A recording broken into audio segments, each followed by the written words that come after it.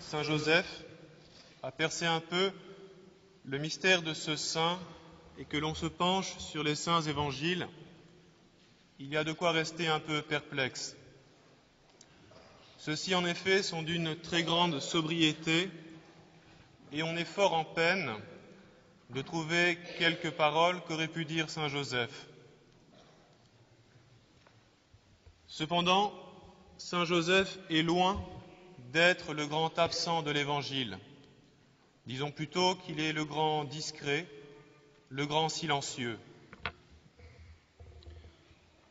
Mais un homme se laisse davantage connaître par ses actes que par ses paroles. Or, à étudier les actes de saint Joseph, à scruter le mystère de cette âme si proche de Dieu, nous nous trouvons devant la conduite d'une âme qui a su garder son cœur dans le silence pour s'unir à Dieu et également qui a su se consacrer tout entier dans la pénitence, dans une vie pénitente pour le mystère de l'incarnation rédemptrice. Il nous faut expliquer tout cela. Tout d'abord, saint Joseph a su garder son cœur dans le silence pour s'unir à Dieu. Cela brille tout spécialement dans le mystère de la conception virginale de l'enfant Jésus dans le sein de la Vierge Marie. Saint Joseph, en effet, avait décidé de demeurer avec Marie dans la virginité. Or, il s'aperçoit un jour que Notre-Dame est enceinte.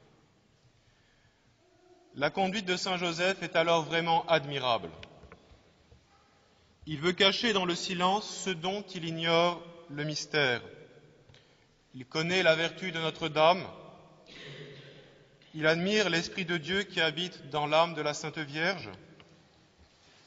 Il connaît sa chasteté. Il connaît aussi les prophéties qui annoncent la venue du Messie. Et il sait que le temps de leur réalisation est bientôt arrivé. Et bien qu'il soit si proche du mystère, il se cache dans le silence. Ce géant d'humilité veut écarter Marie en secret, ou plutôt, c'est lui qui veut s'écarter du mystère. Il se juge indigne d'être si proche. Il n'y a pas cependant de lieu plus sûr pour cacher Marie et l'enfant Jésus. Le père Lallemand, grand dévot à saint Joseph, fait une belle accommodation à ce fait précis d'un texte de l'Apocalypse. Au chapitre 12e de ce livre, il est question d'un grand signe apparu dans le ciel. Une femme, revêtue du soleil, la lune sous ses pieds, couronnée de 12 étoiles, est enceinte. Puis apparaît un deuxième signe. Un grand dragon apparaît, lui aussi dans le ciel, et il cherche à dévorer l'enfant qui doit naître. La femme s'enfuit alors au désert et elle reçoit de Dieu les 2 ailes d'un grand aigle pour voler jusqu'au refuge que Dieu lui a préparé dans ce désert, loin du serpent. Cette femme, selon l'interprétation commune, représente l'Église. Et selon certains pères de l'Église, à la fin des temps, l'Église s'envolera dans le désert de la vie spirituelle, de la vie intérieure, sur les ailes de la contemplation. L'Église visible aura en quelque sorte disparu. Dieu résidera uniquement dans les cœurs.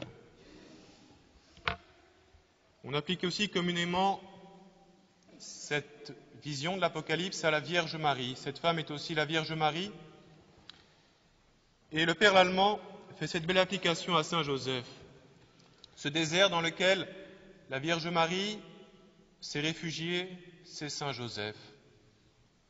Ce grand contemplatif qui a su garder Notre-Dame et l'enfant Jésus pour les cacher au monde et les garder des suppôts de Satan. Le silence de saint Joseph resplendit aussi dans de nombreux actes d'obéissance. Obéissance en premier lieu à l'ange qui lui ordonne de prendre chez lui Notre-Dame et de s'occuper de l'enfant Jésus, obéissance à l'empereur romain pour inscrire la Sainte Famille sur les registres à Bethléem, obéissance à la loi de Moïse lors de la présentation au Temple. À chaque fois, il s'exécute en toute simplicité. Mais l'acte où resplendit peut-être davantage cette obéissance silencieuse de Saint Joseph, c'est lors de la fuite en Égypte. Nous touchons ici du doigt la grande soumission de Saint Joseph à la volonté de Dieu. En effet, lorsque l'ange lui ordonne de quitter sa maison, de partir, de tout abandonner, il fait nuit, les difficultés sont nombreuses, et Saint Joseph, sans un murmure, part aussitôt. Il abandonne tout. Cette obéissance parfaite que nous admirons chez Saint Joseph nécessite un grand silence de l'âme. Il n'y a chez lui aucune demande d'explication, aucune réserve. Il ne demande aucune précision. Cette obéissance ne peut s'expliquer que par une très grande union de sa volonté à celle de Dieu. Cette obéissance vient du silence contemplatif. Et souvent, elle est accompagnée d'un grand combat intérieur, violent parfois.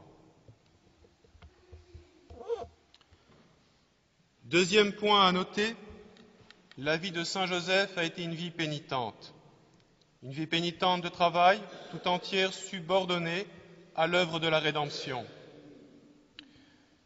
Si Saint Joseph a été un grand contemplatif, et il est d'ailleurs patron de la vie contemplative, il est davantage connu comme l'humble travailleur. C'est d'ailleurs le témoignage de l'Évangile. Selon les Juifs, notre Seigneur était le fils de l'artisan, filius fabri. La tradition atteste également que Saint Joseph s'adonnait au travail du bois, et cela bien qu'il fût descendant de David et donc de la race royale. Mais Saint Joseph avait choisi ce métier pour mener une vie tout à fait cachée. En parlant de vie pénitente, n'allons pas imaginer que Saint Joseph se soit adonné à de grandes macérations corporelles. Rien ne nous le dit. Par contre, il est certain qu'il a pratiqué à la lettre les différentes qualités dans le travail que saint Pie X demande à ce même saint dans sa prière. Le travail avec ordre, paix, modération et patience.